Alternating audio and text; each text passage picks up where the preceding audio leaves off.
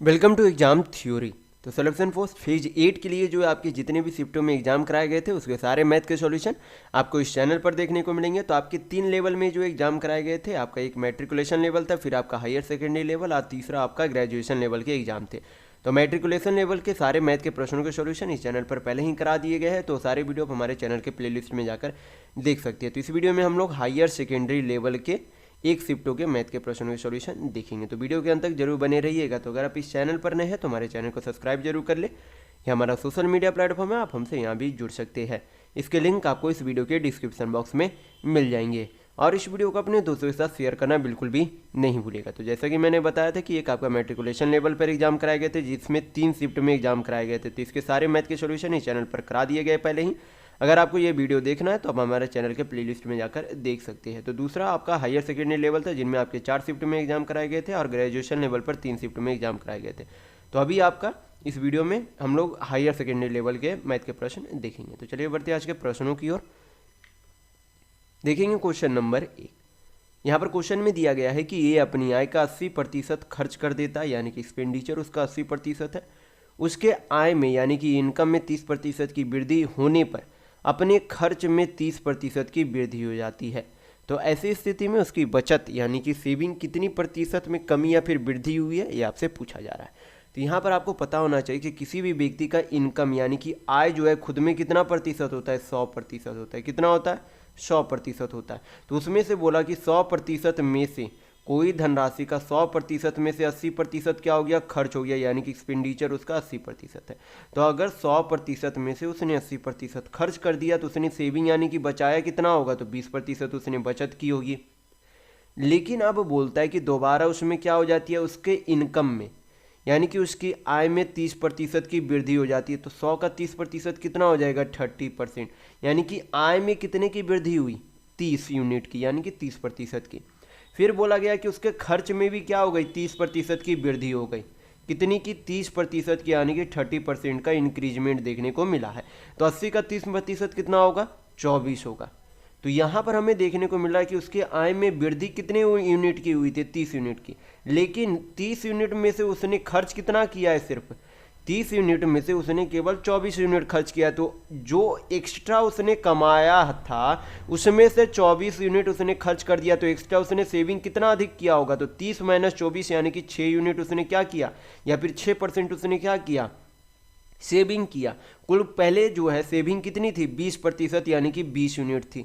तो 20 यूनिट में से अब 6 यूनिट की क्या हो गई? वृद्धि हो गई। तो यही पूछा जा रहा है कि परसेंटेज में वृद्धि यानी कि बचत में वृद्धि कितने प्रतिशत की हुई। तो 6/20% में वैल्यू चाहिए तो क्या करेंगे? 100 से गुना करेंगे, हल करेंगे, आपका आंसर आ जाएगा।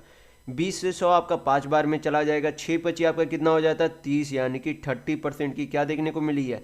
बचत में वृद्धि देखने को मिली है। तो यहाँ पर आपका ऑप्शन नंबर 2 बिल्कुल सही होगा। नेक्स्ट क्वेश्चन देखेंगे, क्वेश्चन नंबर 2। ये आपका क्या है? ग्राफ का क्वेश्चन है। यहाँ पर ग्राफ में क्या दिए गए? प्रचार लागत दिया गया है। सभी अलग अलग प्रकार के लागत दिए गए हैं। और इसमें जो है लागत किसका दिया गया है? एक पत्रिका के मुद्रण का खर्च, यानी कि एक पत्रिका को छापने में अलग अलग प्रकार से किन किन चीज़ों का खर्च आता है वो आपका प्रतिशत में यहाँ पर दिया गया। तो क्वेश्चन में देखेंगे पूछा क्या जा रहा है। क्वेश्चन में यहाँ पर पूछा जा रहा है कि अगर पत्रिका का संपादकीय सामग्री विकास व्यय 48,000 रुपये है तो बाइंडिंग का खर्च कितना होगा? ये आपसे पूछा जा रहा है।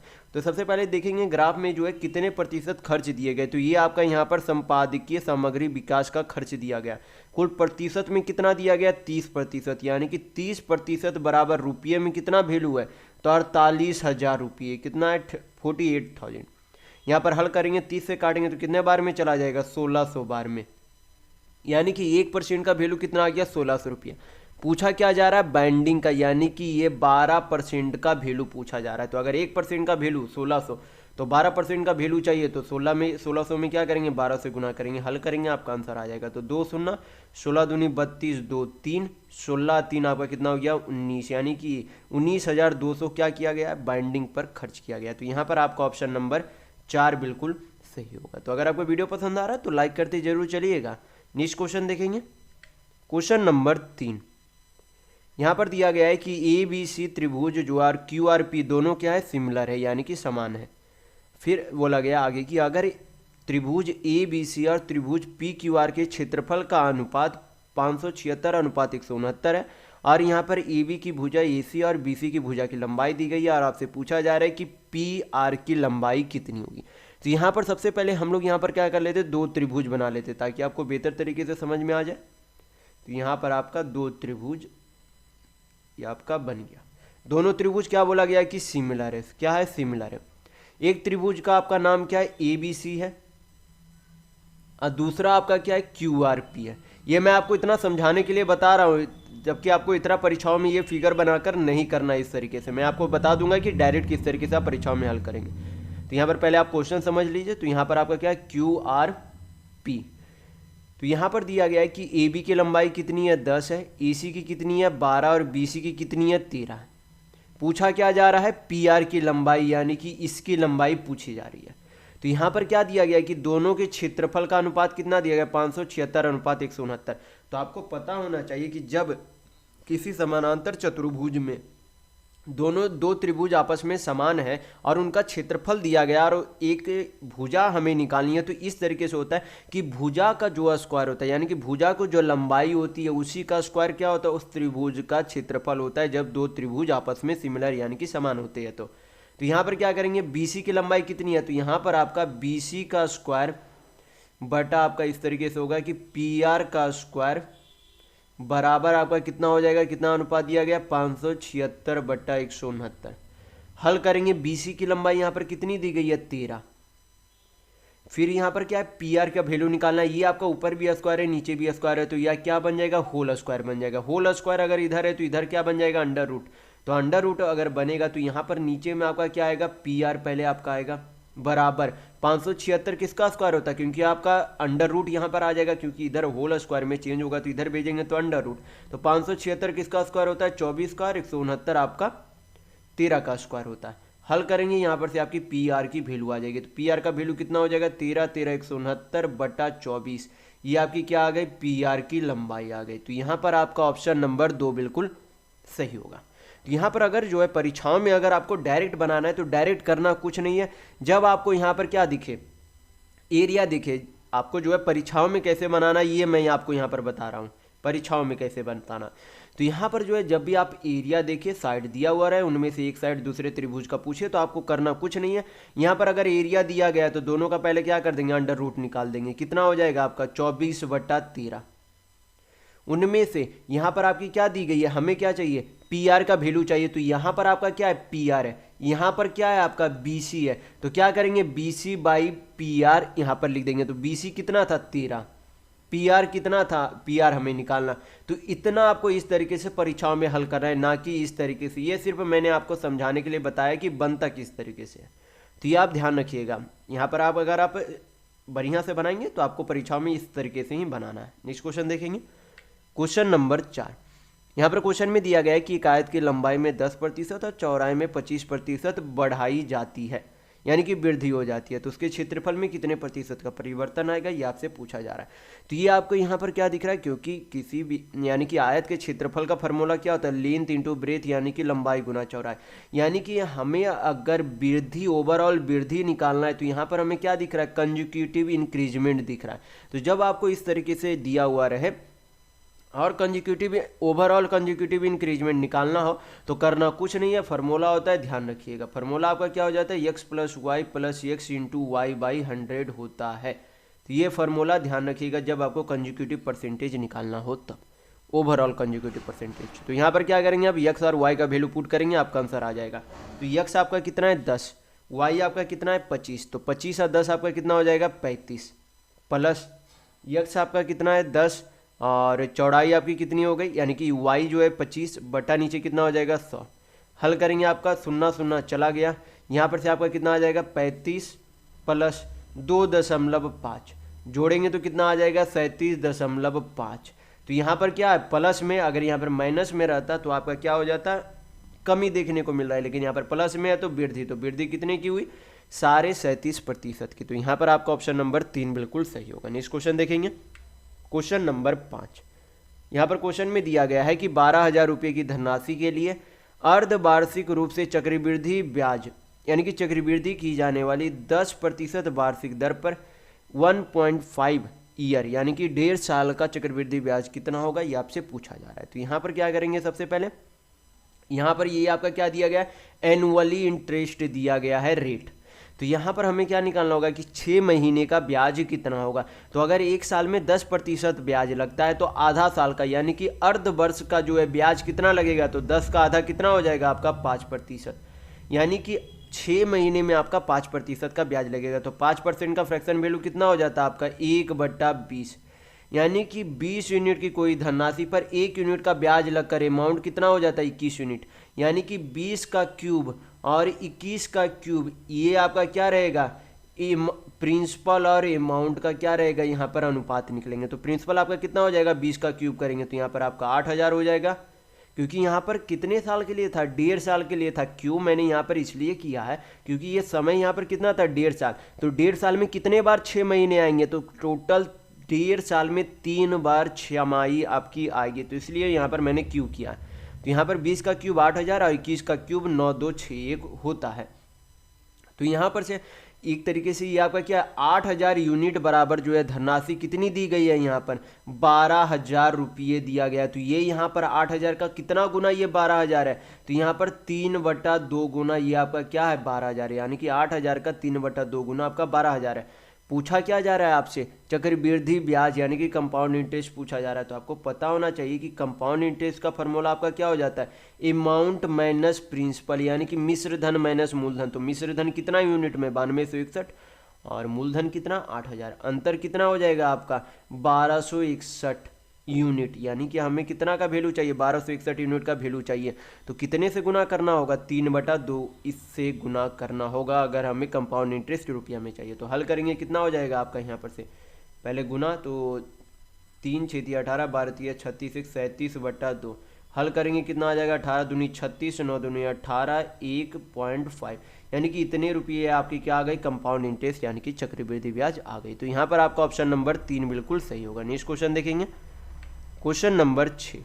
यहाँ पर क्वेश्चन में दिया गया है कि एक षष्ठभुजाकार यानी कि हेक्सागोन खेत का क्षेत्रफल कितना है, तो 3,750√3 मीटर स्क्वायर है। फिर आगे बोला गया कि 29 रुपये प्रति मीटर की दर से इस खेत की बाड़बंदी करने में कुल कितनी राशि खर्च आएगी, ये आपसे पूछा जा रहा है। तो सबसे पहले आपको पता होना चाहिए कि हेक्सागोन के एरिया यानी कि क्षेत्रफल का फार्मूला आपका क्या हो जाता है, तो फार्मूला हो जाता है 3√3/2 a² या फिर साइड स्क्वायर बोल सकते हैं, कोई दिक्कत नहीं है, यहाँ पर साइड स्क्वायर या फिर a² बोल सकते हैं। तो ये आपकी एरिया यानी कि क्षेत्रफल का फार्मूला होता है षष्ठभुजाकार के। तो क्या करेंगे, फार्मूला पे वैल्यू पुट करेंगे, तो पहले क्या आ जाएगी षष्ठभुजाकार का यहाँ पर आपकी भुजा की लंबाई आ जाएगी। तो हल करेंगे यहाँ पर 3√3/2 a² बराबर कितना आपका 3750√3, हल करेंगे √3 से, √3 चला गया, 3 से काटेंगे कितना बार में चला जाएगा 36 3 5 15 0, तो a² बराबर आपकी कितनी आ गई 2500 आ गई। तो a बराबर आपका कितना आ जाएगा यहाँ पर से 50 मीटर, यानी कि षष्ठभुजाकार की एक भुजा की लंबाई कितनी आ गई 50 मीटर। तो षष्ठभुजाकार में आपके कितनी भुजा होती है 6 भुजा होती है, यानी कि हेक्सागोन में इस तरीके से आपका फिगर होता है, इस तरीके से आपका फिगर ये आपका हेक्सागोन होता है यानी कि षष्ठभुजाकार। तो इसमें कितनी भुजाएं होती है 1 2 3 4 5 6, यानी कि 6 भुजा होती है। तो 6 भुजा होती है, तो अगर एक भुजा की लंबाई 50 है तो पूरा परिधि कितना हो जाएगा 50 छक 300 मीटर, यानी कि पूरा जो है क्योंकि जो बार लगाया जा रहा है उसके परिधि पर लगाया जा रहा है, तो पूरी परिधि 300 मीटर है। और 1 मीटर की लंबाई की 1 मीटर लंबाई के लिए बाड़ बिछाने के लिए कितना रुपया लगता है 29 रुपये। अगर हमें कुल रुपये चाहिए तो 29 से गुना कर देंगे, हल करेंगे कितना आ जाएगा 8700 रुपये, यानी कि कुल बार लगाने का खर्च 8700 रुपया आएगा। तो यहाँ पर आपको ऑप्शन नंबर 2 बिल्कुल सही होगा। नेक्स्ट क्वेश्चन देखेंगे, क्वेश्चन नंबर 7। यहाँ पर जो है क्वेश्चन दिया गया है इन दोनों का गुणज इसके बराबर है। क्या बोला जा रहा है कि इन दोनों का गुणज इसके बराबर है। तो आपसे पूछा जा रहा है कि इतने का वैल्यू क्या होगा। तो सबसे पहले क्या करेंगे, इन दोनों को गुना कर लेते हैं। गुना करेंगे तो आपका कितना हो जाएगा 2x × 2x तो 4x², 2x + 3y यानी कि 3 दूनी 6xy माइनस 5 दूनी 10x। अब क्या करेंगे 3y से गुना करते तो 3 दूनी 6xy प्लस आपका 3 तिया 9y² माइनस 5 तिया 15y। फिर आपका 4 से गुना करेंगे तो 4 दूनी 8x प्लस 4 तिया 12y माइनस 4 पच्चे 20। हल करेंगे कितना आ जाएगा आपका, पहले 4x² प्लस 9y² प्लस हमें क्या एक्स वाई, तो एक्स वाई यहाँ पर है और आपका यहाँ पर है, तो 6 कितना हो जाएगा 12xy। फिर हमें क्या चाहिए, एक्स वाला वैल्यू चाहिए, तो यहाँ पर प्लस 8x है, यहाँ पर माइनस 10x है, कितना हो जाएगा हल करेंगे तो -2x। फिर आपका यहाँ पर हम लोगों ने शायद कुछ गलत किया, यहाँ पर आपका कितना हो जाएगा -4, यानी कि 4 तिया 12 हुआ, ये तो आपका प्लस में सही है, तो 12 और 9 यहाँ पर हम लोग y और y नहीं, सही है आपका यहाँ पर क्या है -15y है, यहाँ पर +12y है। हल करेंगे तो कितना आ जाएगा -3y। फिर आपका क्या बचा यहाँ पर -20।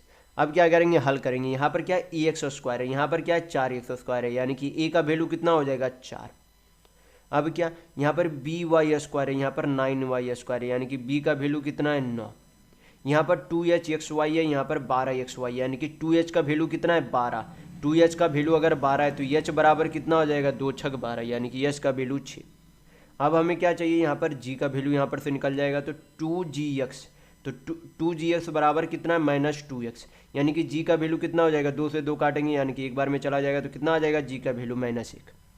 अब यहाँ पर 2fy है, यहाँ पर 3y है, तो f का वैल्यू आपका कितना हो जाएगा, यहाँ पर से -3/2 हो जाएगा, और c का यहाँ पर से वैल्यू कितना हो जाएगा -20। अब क्या करेंगे, इसमें वैल्यू पुट कर देंगे, आपका आंसर आ जाएगा 3 इंटू जी का वैल्यू यहाँ पर आपका कितना है, तो जी का वैल्यू -1 है, एफ का वैल्यू कितना है -3/2, तो माइनस माइनस कितना हो जाएगा +3/2 माइनस सी, तो माइनस माइनस प्लस 20 हो जाएगा, बटा आपका क्या है ए बी, तो ए आपका कितना है 4 और बी आपका कितना है 9। हल करेंगे आपका आंसर आ जाएगा 3 से 9 3 बार में चला जाएगा।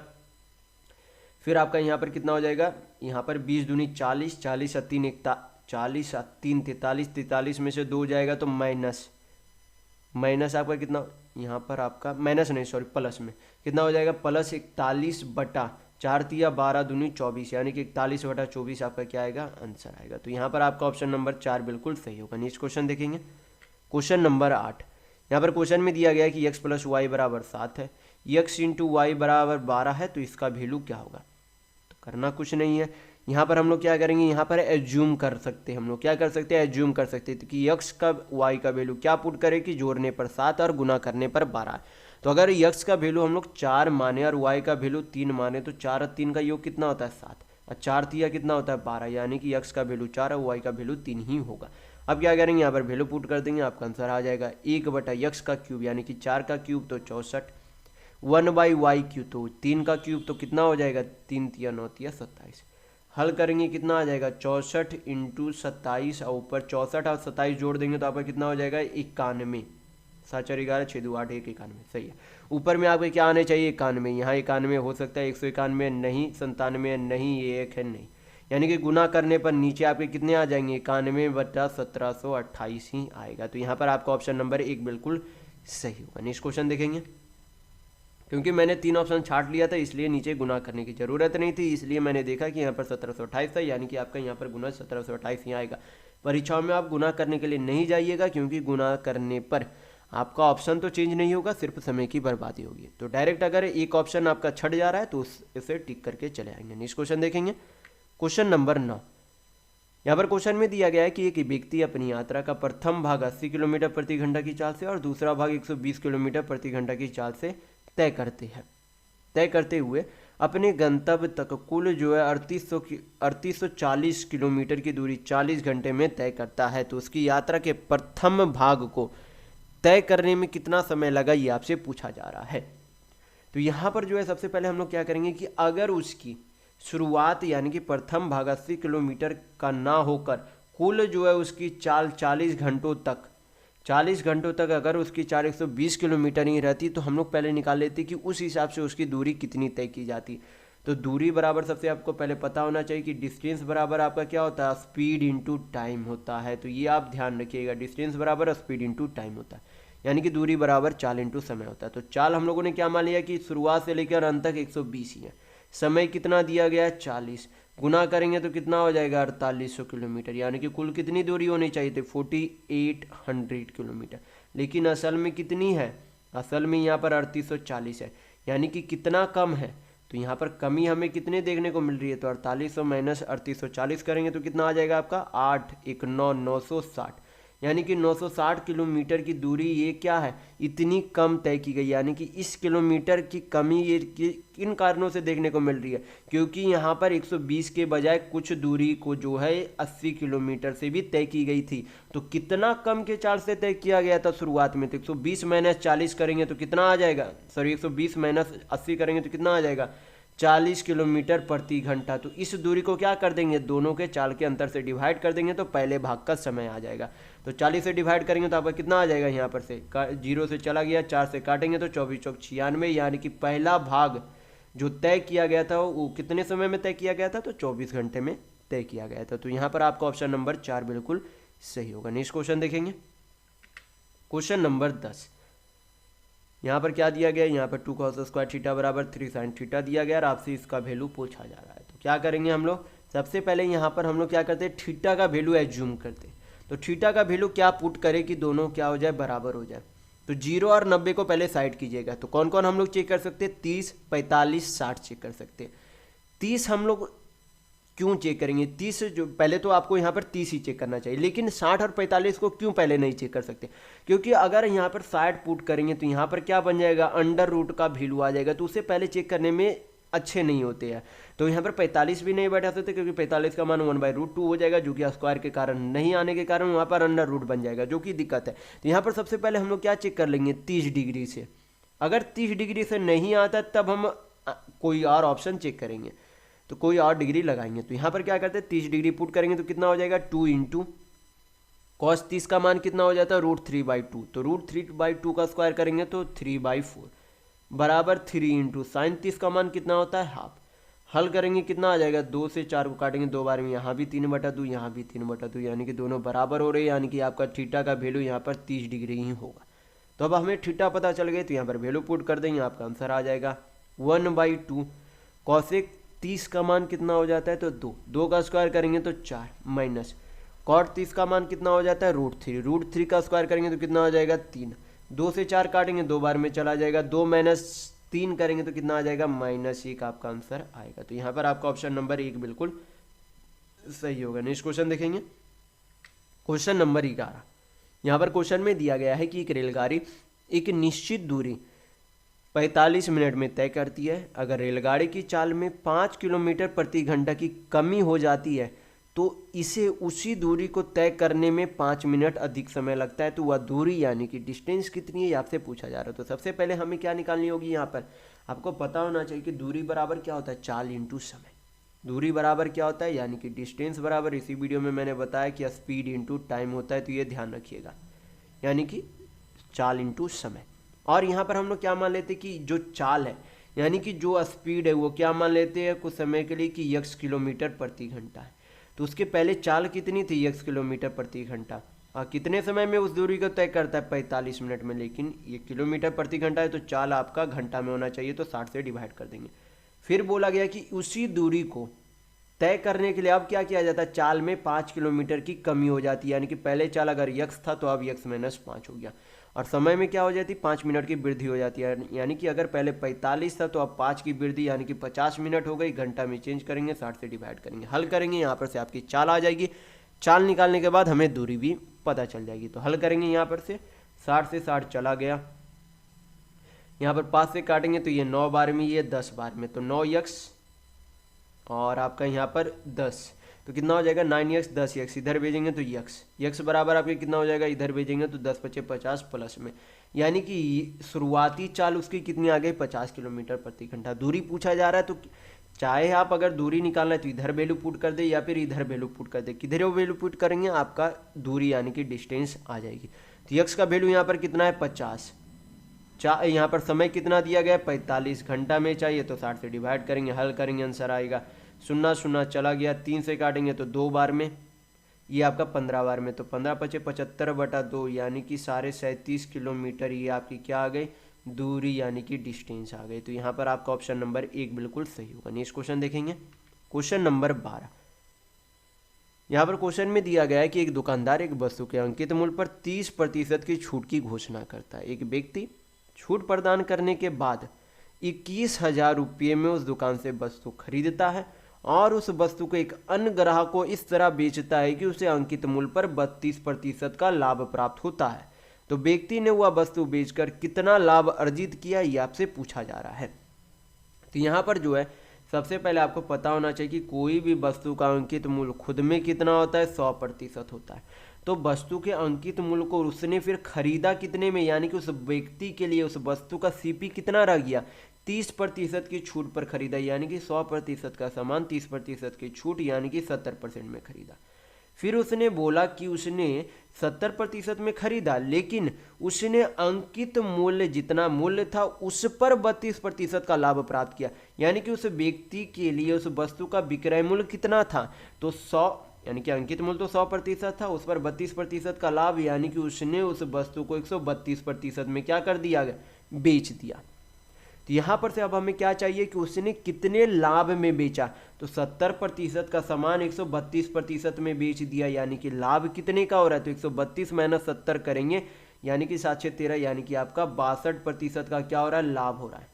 यहाँ पर हमें पहले क्या निकालना होगा, 1% का वैल्यू। तो कैसे निकालेंगे, यहाँ पर 70% का वैल्यू कितना दिया गया, 21,000, क्योंकि उस वस्तु को जो खरीदा था, यानी कि उस व्यक्ति के लिए उस वस्तु का जो सीपी था वो 21,000 था रुपये में, और परसेंट में 70% था, यानी कि 70% का वैल्यू कितना है, तो 21,000 रुपये, कितना है, 21,000। और यहाँ पर हल करेंगे तो कितना हो जाएगा, यहाँ पर 300 बार में चला जाएगा, यानी कि 1% का वैल्यू कितना हो गया, 300 रुपये। तो हमें क्या चाहिए, 62% का वैल्यू। हल करेंगे आपका आंसर आ जाएगा, यानी कि लाभ आ जाएगा। तो कितना हो जाएगा आपका, 62 × 3 दूनी 6, 6 × 18, यानी कि 18,600 रुपये, ये आपकी क्या आ गई, लाभ आ गई रुपये में। तो यहाँ पर आपका ऑप्शन नंबर 3 बिल्कुल सही होगा। नेक्स्ट क्वेश्चन देखेंगे, क्वेश्चन नंबर 13। यहाँ पर क्वेश्चन में दिया गया है कि जब 200 को धनात्मक पूर्णांक यक्ष से भाग दिया जाता है तो शेषफल 12 प्राप्त होता है। तो इस स्थिति में यक्ष के कितने मान संभव है, ये आपसे पूछा जा रहा है। तो सबसे पहले वह संख्या, यानी कि वह संख्या कौन सी है जो पूर्णतः विभाज्य हो रही है यक्ष से, तो क्या करेंगे, वह संख्या निकालने के लिए 200 - 12 करेंगे। तो 200 - 12 करेंगे तो आपका कितना आ जाएगा, 188, यानी कि 188 ऐसी संख्या जो यक्ष से पूर्णतः विभाजित हो रही है। तो यहाँ पर फिर हम लोग बोल सकते हैं कि यक्ष का जो वैल्यू होगा वो क्या होगा, 12 से बड़ा होगा। क्यों 12 से बड़ा होगा, क्योंकि आपका शेषफल यहाँ पर 12 दिया गया है। तो अगर कोई संख्या से अगर 188 को विभाजित कर रहे हैं, 200 को विभाजित करें, किसी भी संख्या से अगर 200 को विभाजित करें, शेषफल यानी कि रिमाइंडर 12 आ रहा है आपका, तब आपका डिवीजर यानी कि जो भाजक होगा वो आपका 12 से बड़ा होगा। क्योंकि आपको पता होना चाहिए कि डिवीजर जो हमेशा होता है वो रिमाइंडर से यानी कि शेषफल से हमेशा क्या होता है, बड़ा होता है। तो ये ध्यान रखिएगा। तो जो आपका डिवीजर यानी कि भाजक जो होगा वो 12 से क्या होगा, बड़ा होगा। यानी कि अब हम लोग चेक करेंगे कि 188 को काटने वाली ऐसी कितनी संख्याएं हैं जो 12 से ऊपर है। क्या होनी चाहिए, 12 से ऊपर होनी चाहिए। तो 12 से ऊपर अगर हम लोग देखेंगे तो यहाँ पर आपका 4 से कट रहा है, तो 4 × 16, 4 दूनी 8, 4 × 16, 4 दूनी 4 × 16, 4 × 7 = 28, यानी कि 47 आपका प्राइम नंबर हो जाता है। यानी कि ये संख्या आपकी किससे कट रही है, एक तो आपका 47 से कट रहा है, एक आपका 94 से कट रहा है, और एक आपका खुद 188 से कट रही है, यानी कि 188 से और 12 से बड़ी ऐसी 3 संख्याएं हैं जो 188 को पूर्णतः काट रही है। तो यक्ष के कितने मान संभव हो सकते हैं, तो 3 मान संभव होंगे। तो यहाँ पर आपका ऑप्शन नंबर 4 बिल्कुल सही होगा। नेक्स्ट क्वेश्चन देखेंगे, क्वेश्चन नंबर 14। यहाँ पर क्वेश्चन में दिया गया है कि एक विक्रेता किसी वस्तु का मूल्य उसके क्रय मूल्य से 25% अधिक अंकित करता है। अगर वह अंकित मूल्य पर 15% की छूट प्रस्तावित करता है तो उसका लाभ कितना होगा, ये आपसे पूछा जा रहा है। यहाँ पर करना कुछ नहीं है। यहाँ पर हम लोग क्या करेंगे, ये आपका कंसेक्यूटिव चेंज आ रहा है, तो यहाँ पर ये फार्मूला आप लगा सकते हैं कि x + y + x × y/100 होता है। ये फार्मूला इसी वीडियो में मैं बता चुका हूँ कि कंसेक्यूटिव चेंज आए तो ये फार्मूला आप लगा सकते हैं ओवरऑल चेंज के लिए। तो यहाँ पर क्या करेंगे, वृद्धि कितने हुई अंकित मूल्य में, 25% की, छूट कितने की हुई, 15% का, तो -15%, तो प्लस माइनस माइनस यानी कि -15%। यहाँ पर भी क्या हो जाएगा, क्योंकि यहाँ पर गुना करेंगे तो प्लस माइनस माइनस हो जाएगा, -25 × क्या हो जाएगा, 15 बटा नीचे 100। हल करेंगे आपका आंसर आ जाएगा। तो यहाँ पर आपका कितना हो जाएगा 25 माइनस 15 10 माइनस यहाँ पर 25 चौक कितना हो गया 100, 4 से डिवाइड करेंगे तो कितना हो जाएगा 4 तिया 12 यानी कि 3.75। हल करेंगे माइनस करेंगे कितना आ जाएगा 6.25%। प्लस में आ रहा है यानी कि लाभ हो रहा है। अगर निगेटिव यानी कि माइनस में आता है तो हानि होती है, लेकिन प्लस में आ रहा है तो लाभ हो रहा है। तो यहाँ पर आपका ऑप्शन नंबर 3 बिल्कुल सही होगा कि 6.25% की लाभ हो रही है। नेक्स्ट क्वेश्चन देखेंगे, क्वेश्चन नंबर 15। ये आपका यहाँ पर क्या है, ग्राफ का क्वेश्चन है। ग्राफ में क्या दिए गए कि number of different type of vehicle in lakh exported by a company in 2014 and 2015, यानी कि अलग अलग प्रकार की व्हीकल यानी कि वाहन का जो एक्सपोर्ट यानी कि निर्यात किया गया एक कंपनी के द्वारा 2014 और 15 में। तो यहाँ पर ये आपके 2014 2015 के यहाँ पर निर्यात दिए गए हैं। क्या दिए गए, एक्सपोर्ट यानी कि निर्यात दिए गए हैं। तो क्वेश्चन में देखेंगे पूछा क्या जा रहा है। क्वेश्चन में यहाँ पर पूछा जा रहा है कि 2014 में निर्यात किए गए BCE प्रकार के वाहनों की कुल संख्या।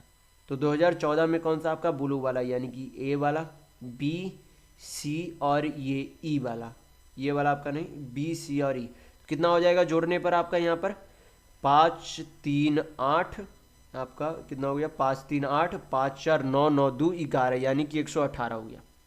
फिर हमें जो है क्या फिर आगे बोला गया कि 2015 में निर्यात किए गए ABCD और ई प्रकार के वाहनों की कुल संख्या का कितना प्रतिशत। तो अब हम लोग को देखना पड़ेगा कि 2015 में कुल कितने निर्यात किए गए थे। तो 2015 वाला आपका कौन सा, ऑरेंज वाला, सभी को जोड़ेंगे कितना हो जाएगा 35 और 55, 5 3 8 1 9, 33 और 57 आपका 90, तो 90 90 180, 180 और 40 कितना हो गया आपका 220।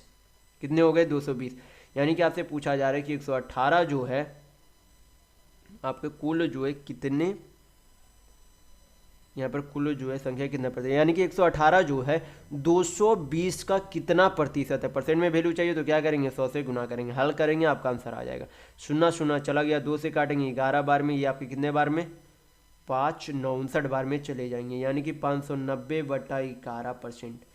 पॉइंट में यानी कि डेसिमल में वैल्यू चाहिए तो कितना हो जाएगा 11 5 55 4, 11 5 55 4, 11 3 33 यानी कि 53 दशमलव समथिंग आएगा एक ही ऑप्शन में, यानी कि 2 ऑप्शन आपका ऑप्शन बिल्कुल सही होगा। नेक्स्ट क्वेश्चन देखेंगे, क्वेश्चन नंबर 16। यहाँ पर क्वेश्चन में दिया गया है कि 3 व्यापारी A B और C समान अंकित मूल्य पर सिलाई मशीन बेचते हैं। व्यापारी A जो है 30% और 16% ये दो क्रमिक छूट, व्यापारी B जो है 20 और 26% ये दो क्रमिक छूट, और व्यापारी C जो है 25 और 20% दो क्रमिक छूट देता है। तो ग्राहकों को अधिकतम छूट प्राप्त करने के लिए किस व्यापारी का चयन करना चाहिए। तो हमें क्या निकालना होगा ABC का ओवरऑल छूट यानी कि डिस्काउंट निकालना होगा ओवरऑल, तभी हम लोग निकाल सकते हैं कि किसने सबसे अधिक छूट दी है। तो जब आपका 2 डिस्काउंट दिया हुआ रहे और आपसे ओवरऑल डिस्काउंट निकालने के लिए पूछा जाए तो फार्मूला होता है, जो कि ध्यान रखिएगा फार्मूला क्या हो जाता है x + y माइनस यहाँ पर आपका होता है, तो x × y/100 ये फार्मूला होता है। तो ये आप ध्यान रखिएगा। तो सबसे पहले a का निकालेंगे, तो a का आपका कितना हो जाएगा, पहले जोड़ेंगे दोनों का, तो 30 और 16 आपका कितना हो जाएगा 46 माइनस 30 × 16/100। हल करेंगे 0 0 चला गया, आपका कितना हो जाएगा 16 3 48 यानी कि 4.8 माइनस करेंगे तो आपका कितना हो जाएगा 5, यानी कि 41.2% की ए के द्वारा छूट दी गई। अब क्या चेक करेंगे बी का, बी का आपका दोनों का योग पहले कितना हो जाएगा x + y, तो 20 और 26 46 माइनस 20 × 26/100, 1 0 1 0 चला गया, 26 दूनी 52 यानी कि 5.2, तो 46 में से 5.2 माइनस करेंगे तो आपका कितना हो जाएगा आपका 40.8% होगा। अब सी का भी हम लोग चेक कर लेते हैं, तो सी का आपका कितना हो जाएगा 25 और 20 आपका कितना हो जाएगा 45 माइनस 25 × 20/100, तो 25 चौक 100, 4 5 20, 45 माइनस 5 यानी कि 40% का छूट दे रहा है। तो सबसे अधिक छूट हमें कहाँ दिख रही है, यहाँ पर 41.2 है, 40.8 है, 40 है, तो सबसे अधिक छूट यहाँ देखने को मिल रही है जो कि ए के द्वारा दिया जा रहा है। यानी कि अगर जो खरीदार है वो व्यापारी ए से खरीदता है तो उसे सबसे अधिक छूट मिलेगी। तो यहाँ पर आपका ऑप्शन नंबर 4 बिल्कुल सही होगा। नेक्स्ट क्वेश्चन देखेंगे, क्वेश्चन नंबर 17। यहाँ पर क्वेश्चन में दिया गया है कि प्रति घंटे 9 घंटे काम करते हुए यक्स एक कार्य को 3 दिन में पूरा कर सकता है, वाई उसी कार्य का 3 गुना 8 दिन में पूरा कर सकता है, जी दूसरी कार का 5 गुना 12 दिन में पूरा कर सकता है। तो साथ मिलकर वे कितने घंटों में पूरा करेंगे ये आपसे पूछा जा रहा है। तो यहाँ पर क्या करेंगे, सबसे पहले यक्स वाई जेड यहाँ पर निकाल लेते कि कितने कितने घंटे काम करते हैं, यानी कि टाइम का अनुपात निकाल लेते। तो कितना हो जाएगा आपका 9 27 घंटा यक्स के द्वारा। फिर बोला गया कि वाई का 3 गुना 8 दिनों में पूरा कर सकता है, यानी कि कितना हो जाएगा आपका, ये जो है 9 घंटा, तो 9 3 गुना करना है तो बटा 3 कितने दिनों में कर लेता है 8 दिनों में। हल करेंगे 3 से 9 आपका 3 बार में चला जाएगा, 8 तिया 24 घंटे हो गए। जेड आपका कितना हो जाएगा, टोटल आपका कितने दिनों में किया जाता है 5 गुना बोला जा रहा है, यानी कि 9/5 कितने दिनों में, तो 12 दिनों में। कितना हो जाएगा आपका 12 × 108/5। हल करेंगे क्या करेंगे 27 24 और 108 का एलसीएम लेंगे। तो कितना हो जाएगा एलसीएम आपका 108 तो नहीं कटेगा, 24 से 216 आपका एलसीएम हो जाएगा।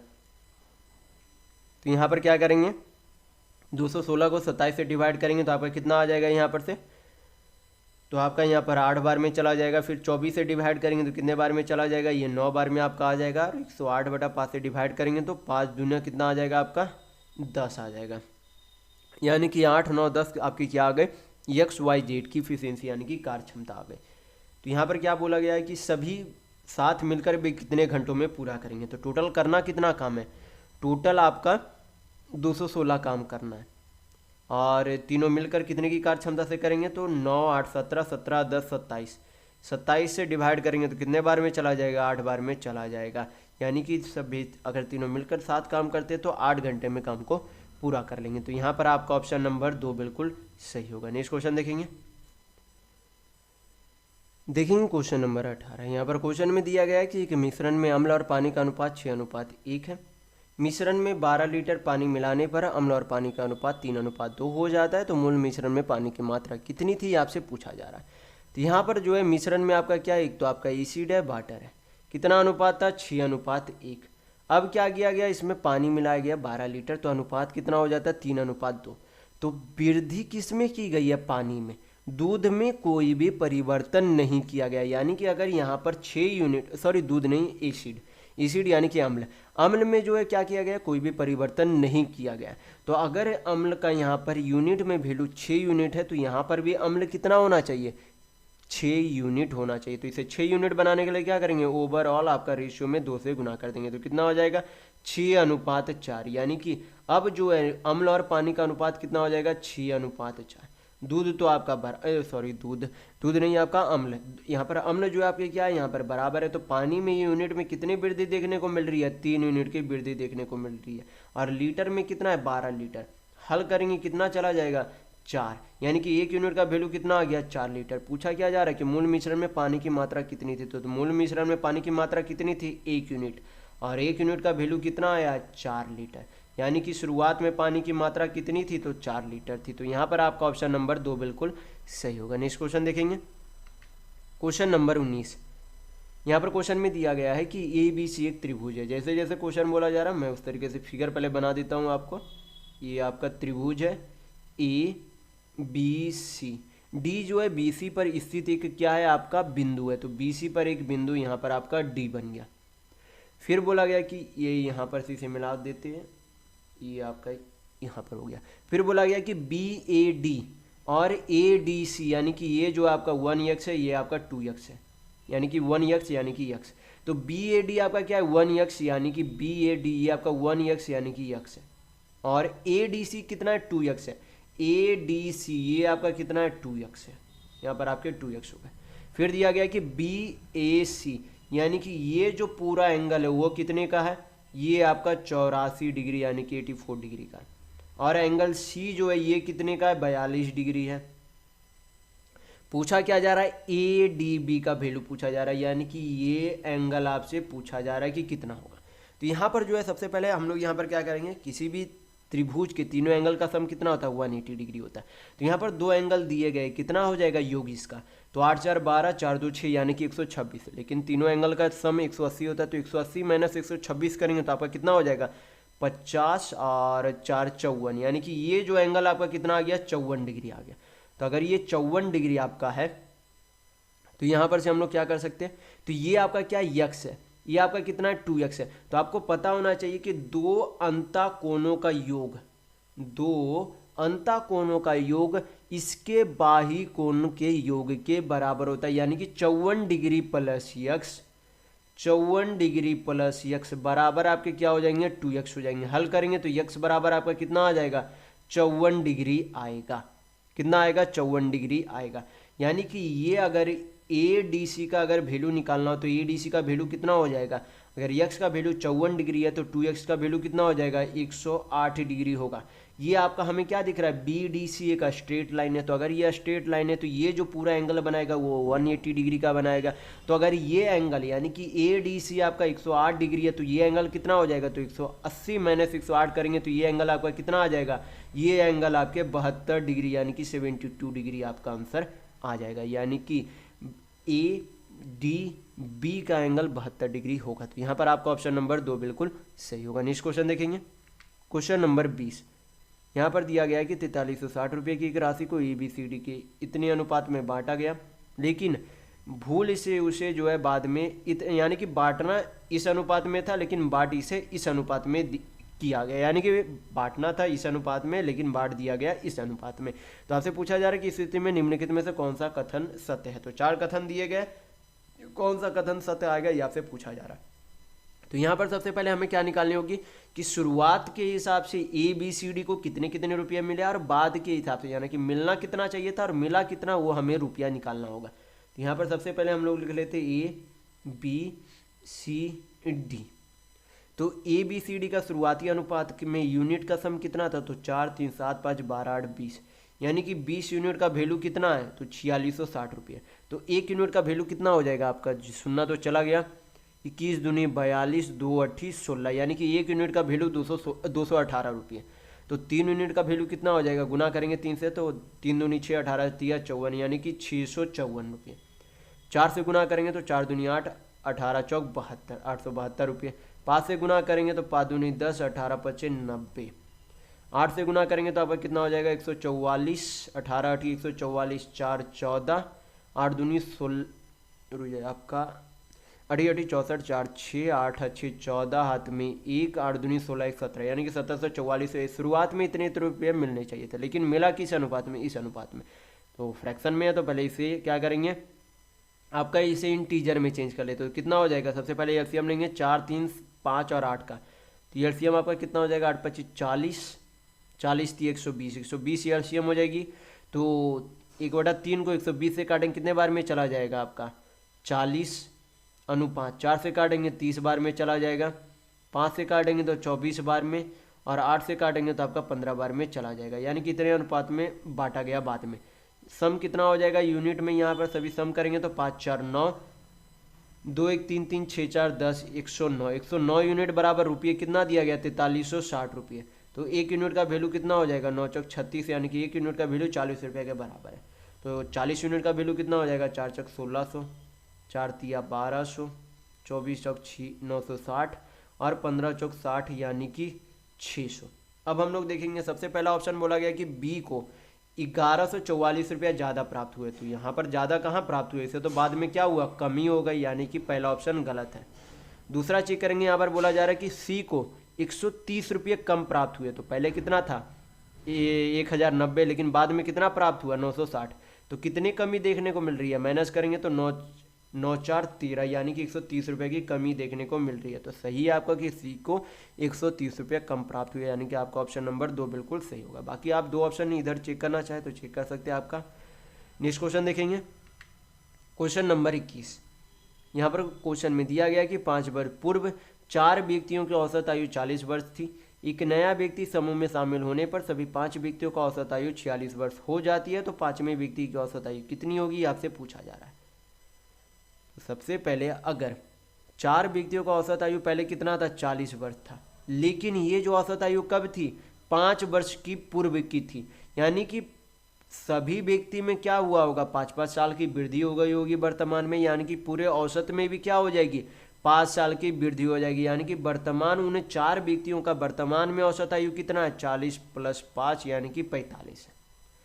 लेकिन एक नया व्यक्ति शामिल हो जाता है और कितना हो जाता है 46 वर्ष हो जाता है, यानी कि वर्तमान में कितना है 45, लेकिन एक आदमी शामिल होने के कारण कितने की वृद्धि हो जाती है एक यूनिट यानी कि एक उम्र की क्या हो जाती है, औसत में वृद्धि हो जाती है। तो अगर ओवरऑल वजन में कितने की वृद्धि आई है वो हमें देखना है, तो क्या करेंगे, अगर औसत में 1 की वृद्धि है तो टोटल कितने लोग अब है, 5 लोग हैं, गुना करेंगे तो कितना आ जाएगा, 5 साल।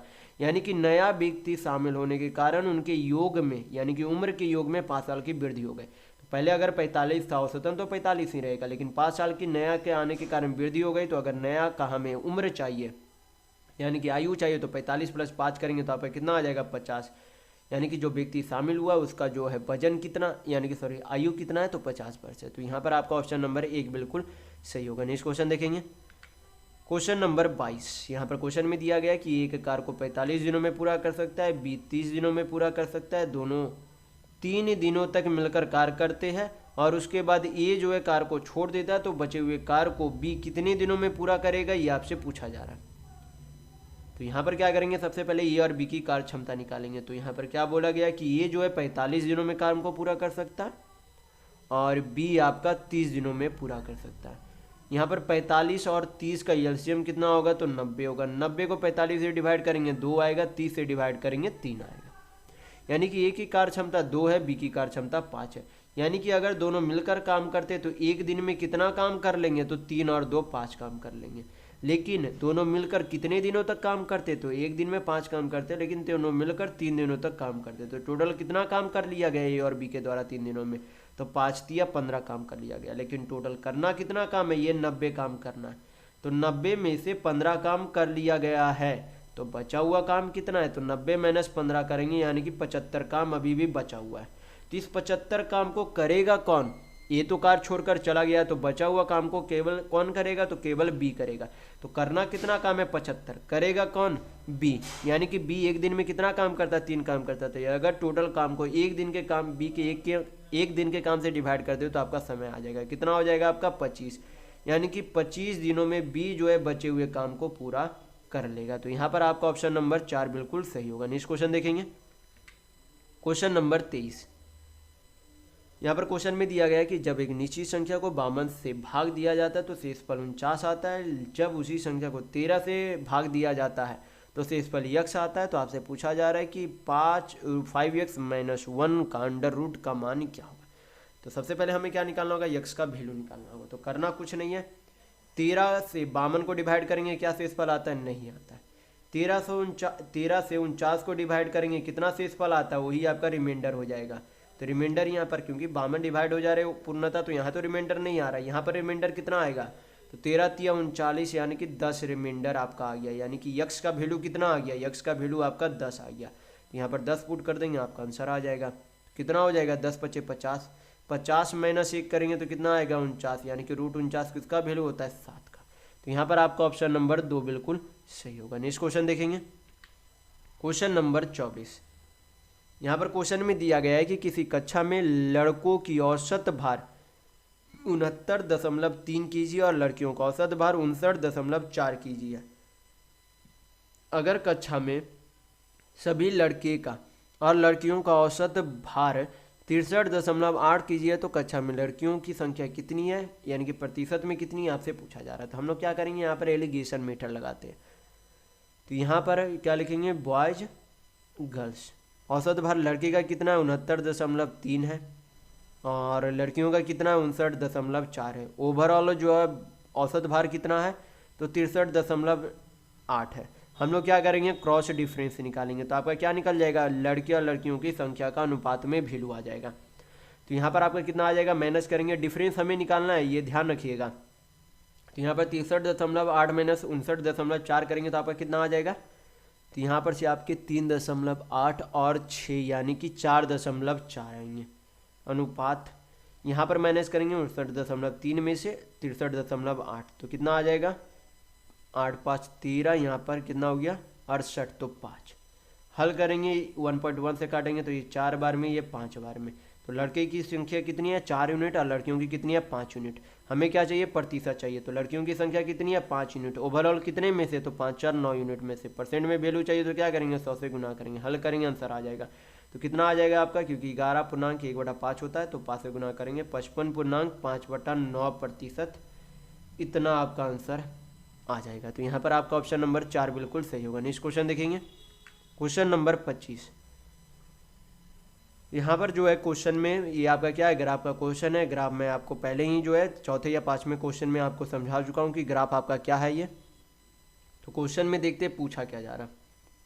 क्वेश्चन में यहाँ पर पूछा जा रहा है कि कंपनी द्वारा 2017 में निर्यात किए गए यानी कि एक्सपोर्ट किए गए सी और डी द्वारा प्रकार के वाहनों की कुल संख्या। तो 2017 आपका ऑरेंज वाला है, कौन कौन सा हमें चेक करना है, सी और डी का चेक करना है। तो टोटल योग कितना हो जाएगा, 6 5 11 यानी कि 112.5। ये आपका 2017 में है। फिर आगे बोला गया कि प्रकार के वाहनों की कुल संख्या 2016 में निर्यात ए बी और सी प्रकार के वाहनों की कुल संख्या से कितने प्रतिशत अधिक है। तो सबसे पहले यहाँ पर निकाल लेते कि 2016 में ए बी और सी के कितने थे। तो यहाँ पर 2015 मतलब 2016 का ए बी और सी कितना हो जाएगा, जोड़ेंगे तो 4 2 6 7 7 4 11। तो इससे जो है ये जो है कितना अधिक है, तो 2.5 अधिक है। कुल कितने में से, तो 110 में से। परसेंट में वैल्यू चाहिए, 100 से गुना करेंगे, हल करेंगे, आंसर आ जाएगा। पॉइंट हटाएंगे, 1 0 चला जाएगा, 1 0 1 0 ये चला गया। कितना आ जाएगा, 11 दूनी 22, लगभग आपका 2.3% आएगा। तो यहाँ पर आपका ऑप्शन नंबर 3 बिल्कुल सही होगा। इस वीडियो में बस इतना ही। अगर आपको वीडियो पसंद आया तो लाइक कीजिएगा, नए हैं तो चैनल को सब्सक्राइब जरूर कर लीजिएगा। ये हमारा सोशल मीडिया प्लेटफॉर्म है, आप हमसे यहाँ भी जुड़ सकते हैं। इसके लिंक आपको इस वीडियो के डिस्क्रिप्शन बॉक्स में मिल जाएंगे। और इस वीडियो को अपने दोस्तों के साथ शेयर करना बिल्कुल भी नहीं भूलिएगा। तो वीडियो में बस इतना ही। वीडियो के अंत तक बने रहने के लिए बहुत बहुत धन्यवाद। आशा करता हूँ आपका दिन शुभ हो।